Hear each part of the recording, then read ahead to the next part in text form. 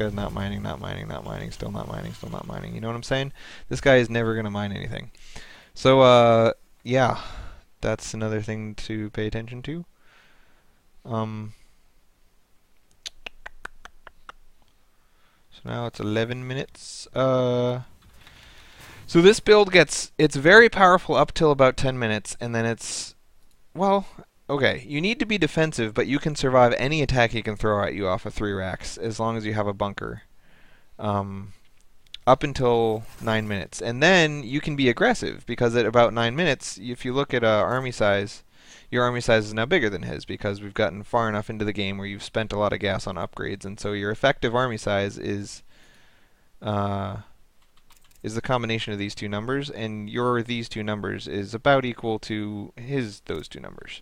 So his warp-in advantage goes away, is what I mean to say.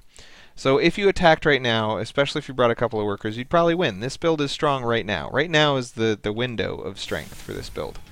But the further you go past that window of strength, and when I say window of strength, I mean 9 minutes until about 11 minutes, Marine Marauder with all the upgrades and all the trimmings is quite strong. But the further you go past 9 minutes, at 10 minutes it's pretty strong. At 11 minutes it's somewhat strong. At 12 minutes it's not strong anymore. Once you hit 12 minutes, now you have a bunch of Marines, and you're going to face Colossus and Psystorm. And now this build is actually weak. So the army that you built before, that was strong and was strong and was strong when you built it, now that we're deeper into the game, it's weak. Right now, it's weak. So even though it's bigger than his, it doesn't matter, because Marines are just hard countered by Colossus. A lot of people like to say there are no counters in this game, but those people are all lying. Colossus counters Marines, period. So yeah, the more Colossus he gets, the worse your army is going to do when you guys finally engage. So here he comes, and the percentage of money that you've spent on each thing, Marines, you've got 24 plus 8, and Marauders, you've got 16. So half of 32 is 16. So you spent about half your money on Marines and half your money on Marauders. And the half that you spent on Marines is now useless until you get enough Vikings or Banshees to kill those Colossus. And especially, you especially don't want your Marines in front. See how your Marines are all in front of your Marauders? That's bad too. Also, because of the goodness of Force Field and Zealots, I don't know if he has charge yet. He doesn't have charge, but he does have 2 attack. Ooh, Colossus with 2 attack. This is crazy. So he does 2 attacks with 19 damage. That's 30 plus 8, 38, 38 damage. So he's definitely 2-shotting Marines, but yeah. Anyway. These Colossus are just going to tear some shit up. So, Stalkers, like Zealots, have a very high health per dollar, but they have a very, unlike Zealots, they have a very low DPS. So, Stalkers' main job in this Protoss army is to absorb the damage. So, these really long-range Colossus are just standing in the back tearing stuff up. And he's using force fields to try to keep you behind the force fields, and he did a bad job. His force fields were basically irrelevant, unused, pointless. But, you see how right now, this battle is only half over, and there are 0 Marines left alive. There are 3 Marines. So that's what I mean by after 12 minutes, the Marines that you were relying on all game are useless. And because Marines become obsoleted after a certain point in the game against TOS, that means you have to attack him if you made a lot of Marines. So right here, he already has an Expo, and you decided to take your own Expo and just kind of play defensively and then move out and try to take a third. This was the wrong decision, okay? You've made a lot of Marines, you have to attack. It's the rules. Okay? Anytime you make your army pretty much half composed of Marines, you have to attack before he gets AoE. And if that attack isn't capable of winning, then maybe you have to do some drops, or maybe you have to bring some SCVs, or maybe you have to build some tanks, which allow the Marines to be less useless. Or Thors. There are a couple of ways that you can make Marines useful in the later game, but if you just have Marines and Marauders, then that's really, really bad against Colossus. If you have like 3 tanks and 2 Vikings, then you can prevent the Colossus from coming into range of the tanks.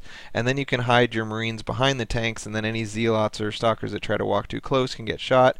Another thing you can do is if you find yourself stuck with a ton of Marines, you can make like 7 bunkers. Like if you go right here and just make 7 bunkers across here and put all your Marines in them. Marines are very good. The problem that they have against Colossus is splash and their low health, because it takes 2 shots from a Colossus to kill a Marine. 3 shots, really.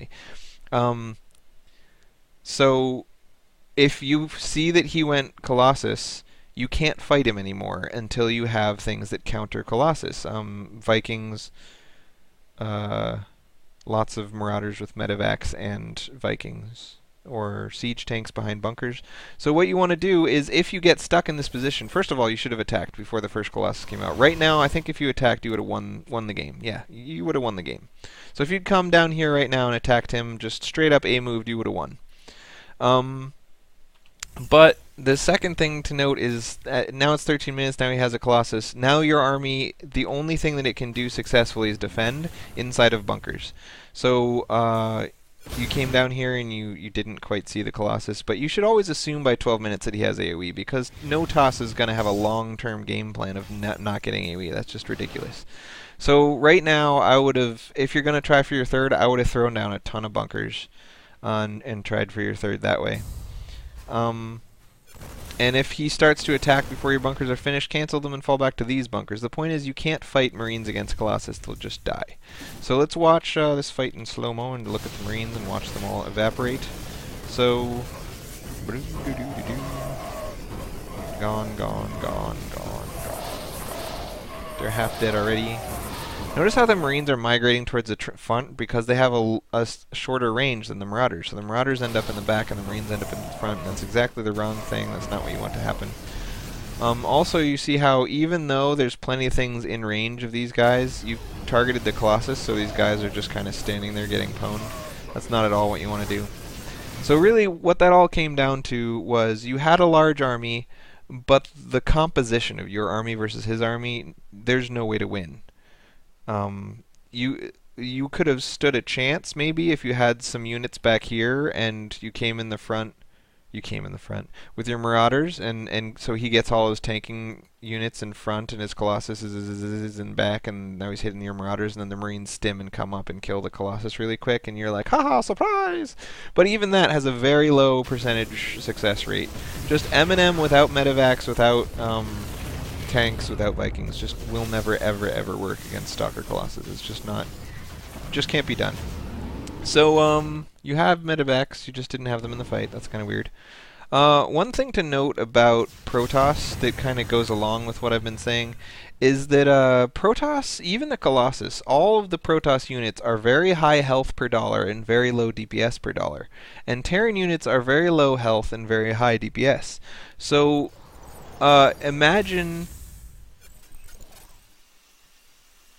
these units in a vacuum, right? Like, take a Stalker against a Marauder. By themselves, a Stalker against a Marauder is a pretty even fight. The Marauder will win, but he'll only have like 1 health left.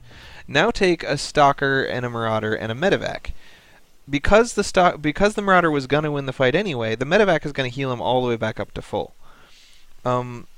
That's not a very good example. What I'm trying to say is, because Protoss is relying on surviving longer than you and doing a small amount of damage for a long amount of time to add up to a lot of damage, you can counter that by focusing on tanking units, on the Terran units that absorb a lot of damage and can be easily healed. For example, before he gets Colossus, you can focus on SCVs on auto repair with medevacs, and after he gets Colossus, you can focus on Thors with SCVs behind them, because the Colossus will tend, if you position them correctly, the Colossus will tend to shoot the Thor, and the Thor will have like 3 SCVs behind